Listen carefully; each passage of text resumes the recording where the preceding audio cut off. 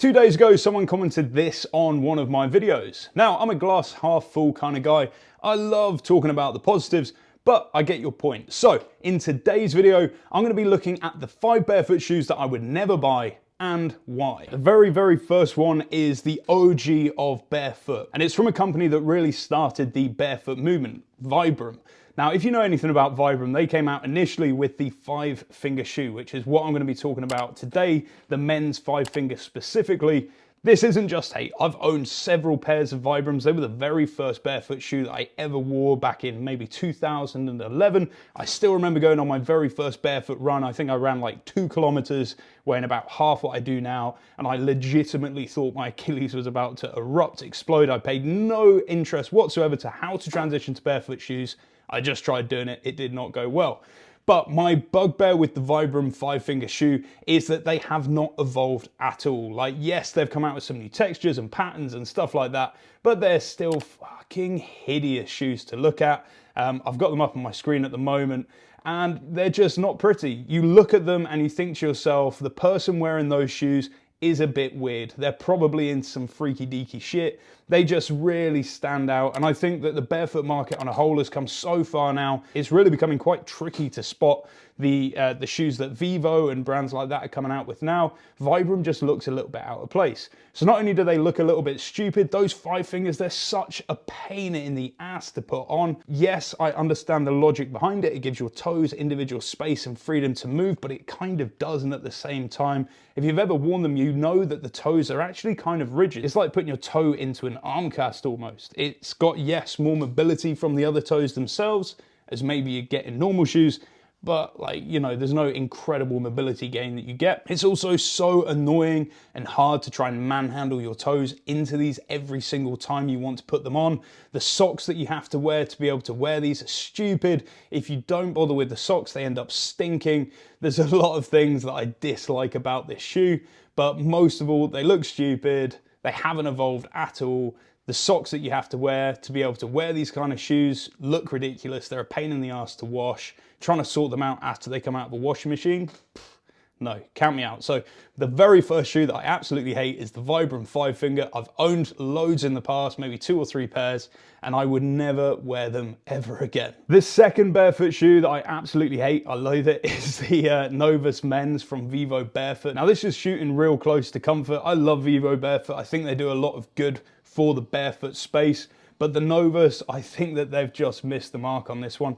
They've marketed it as a wild feet, wild style. The Novus is a lightweight, multi-terrain men's barefoot trainer that stands up to city living and everyday classic in weighting. But at the same time, they've put the most aggressive lug pattern on it that you can imagine. I get that it looks kind of cool. It's got that sort of quirky, suede looking out that you might see people wearing in the city, but putting both things together is just ridiculous. This is the sort of sole that I would expect to see on something like the Primus Trail or maybe a really high-class hiking boot, but I can bet beyond belief nobody has ever taken these on a hike. They're way too pretty, people just wouldn't do it. These are the equivalent of the G-Wagon that only gets driven to Waitrose or to the supermarket. The colorways are nice, but natural, khaki, and white leather, no one's ever going to take those outside. The sole is just completely mismatched. I'm sure they're lovely shoes, I'm sure they wear great, but for me, I would never spend the money on it. £170, there's not a chance that I would ever be buying these. The third shoe that I absolutely loathe, also from VivoBarefoot, I'm ashamed to say, and it's the Addis Oxford men's. Now, the Addis Oxford is Vivo's attempt at getting a barefoot style office shoe. If you don't know what the Oxford shoe looks like, this is an example of a Clark's Oxford shoe. The Clark's family actually are old school cobblers from England, and as I understand it, some of their descendants own VivoBarefoot, so there's a lot of cobbling history that's gone into this. But this is an example of an actual Oxford shoe. Very sharp, patent leather, very easy to polish up, nice heel on them, good leather construction, nice detailing in the stitch work. You know, you can tell that a lot of time and effort and energy and love has gone into making these shoes. They look good. No, they're not barefoot, but this is a traditional Oxford shoe that you would wear to university or going to church or, you know, any number of applications for this shoe. When you compare that to the Addis Oxford men's, this looks like the sort of thing that was on sale at the local shoe store. Your mum bought them. Now you've got to go to school in them. You know you're going to get bullied for wearing them.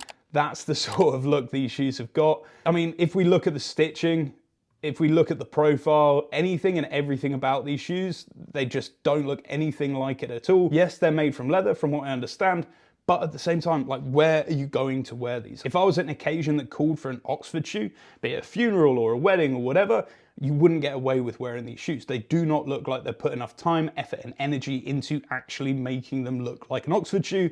I think this is a real swing and a miss. And again, for £120, I'm not sure that I could ever justify spending that much money on this kind of shoe. Number 4 is from a different company now. We're going over to Zero Shoes. Zero do actually make some really good barefoot shoes. I've tried getting hold of a few pairs, but because I move around so much, it's proven very challenging. But one pair that I saw the other day and I just thought looked completely ridiculous are their Sunrise Super Light Camp, Travel and Casual shoe. Now, this is something that looks to me like my granddad's slippers. They charge $70 for it, quite a lot of money. And it just looks like the weakest constructed thing I've ever seen. Yes, it's got a nice looking toe box. I do a lot of camping. Do I ever see myself taking these shoes, put them into my backpack and taking them off on a multi-day hike for the extra little bit of comfort of wearing them around the camp? No, not at all. They look stupid. They look like my granddad's slippers. They come in brown and grey, the most drab colours that you could ever expect. They've got this weird, like, elasticated insert. I understand that it's probably to make it easier getting on and off, but I'm not arthritic. I can touch my toes. You know, they just look so bad. And to be honest, if I was going to be buying some slippers, I don't know if you've seen the Mim slippers from VivoBarefoot. I haven't managed to get hold of a pair yet, but I hope to soon. The Mim felt slippers, they're Mongolian styled. So it's a blend of an ancient traditional way of making slippers in Mongolia with a more contemporary design. That's what they say on their website. But the Mim felt slippers, they actually look quite cool. Yes, a little bit weird, but that's the sort of thing that I would take on multi-day camping just because it's got that slightly more niche look. So the Mim felt slipper I could definitely do. The Sunrise Super Light Camp, Travel and Casual shoe looks like dog shit. And then shoe number 5 is from a different company altogether called Fritz. This is the Fritz Stride 2 4+1, and I can imagine that you're going to take a few guesses as to what I don't like about this shoe. One, why is there a maths equation in the name? It is completely nonsensical. I get kind of the Fritz Stride 2, that would cover all the bases, but the 4+1, you know, I guess it's because they've got that separate toe design and then the other 4 toes are pulled together, but I mean, it just sounds stupid. Well, what are you wearing? Fritz Stride 2 4+1. Sound like an absolute knob saying that out loud. The other thing to point out is these are the mitten equivalent of shoes, right? Your big toe comes free. I can understand why they've done that. Yes, maybe it's for big toe strength, but it looks so stupid. How many people have ever gotten laid wearing mittens? It just doesn't happen. So just to look at aesthetically, these shoes just miss the mark. Again, coming back to what we were talking about earlier and styling with the Vibram shoes, we have progressed so much in terms of style and design. We can do so much better in the barefoot shoe industry. The fact that people are still coming out with something like this, the mitten of barefoot shoes, they look stupid. People are going to be able to tell that you're not quite all there. These are just not shoes that I would ever see myself wearing. Might be a little bit harsh. You know, these could all be really good shoes. These are things that I haven't tried, I haven't ever worn, I've never spent my own money on, and I probably never ever will. So if you think I'm completely wrong, that's fine. If I've insulted some shoes that you wear and you absolutely love them, that's fine as well. Tell me down in the comments what makes them so good. But I've probably also missed so many different types of shoes as well. So if there are any other barefoot shoes that I've missed that you absolutely hate because they look like garbage or they perform like hell or the material falls apart, let me know in the comment section down below. I think it's so important to actually be able to talk about the negative as well as the positive so we don't end up wasting money on products that aren't up to scratch. But apart from that, make sure you subscribe to the channel. Thank you so much for watching this video. Slightly different to the normal. Hope you enjoyed it. Let me know in the comments if you did. See you again soon. Ciao.